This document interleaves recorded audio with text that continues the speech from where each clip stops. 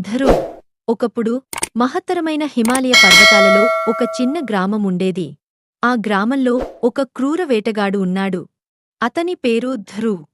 ధృవ్ ఎప్పుడూ అడవిలో జంతువులను వేటాడి వాటిని తన విజయంగా భావించేవాడు. జంతువుల బాధ అతని హృదయాన్ని తాకేది కాదు. అతని మనస్సులో పశ్చాత్తాపం లేదా కరుణ అనే భావాలు ఎప్పుడూ రాలేదు. ఆకాశీ, ధృవ్తో, నీ హృదయం జ్ఞానాన్ని అందుకోలేదు. నీరసమైన ఆశలు, మాయాజాలం మిమ్మల్ని వేరే దారిలో నడిపిస్తాయి. కాని ఈ ప్రపంచంలో ప్రేమ, కరుణ మాత్రమే నిజమైన బలం ఇవ్వగలవు.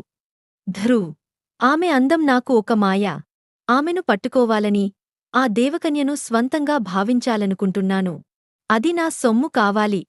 ఆకాశీ, ధృవ్తో, నీ మనస్సులోని పాపం నీ మార్గం లోతైన వైఫల్యాన్ని సృష్టిస్తోంది. ప్రేమ, కరుణ మరియు నిజమైన హృదయంతోనే నన్ను చేరుకోవడాన్ని సాధించగలవు. ధృవ్, నా దుష్టత కారణంగా ఇప్పుడు నేను గాయపడినట్లే, నా శక్తి మరియు దారిని కోల్పోయాను. నేను శాంతియుత మార్గాన్ని అన్వేషించాలి, కాని నేను ఇప్పుడు ఏమీ చేయలేను. ఆకాశీ, ధృవ్తో, పాపం ఎప్పుడూ శాశ్వతం కాదు. కరుణ, ప్రేమ, మంచి హృదయంతో జీవితం నిజమైన బలాన్ని పొందుతుంది. నీకు దయ, ప్రేమ నేర్చుకోవాలని అవసరం. అప్పుడు మాత్రమే నీ అసలు శక్తిని తెలుసుకుంటావు.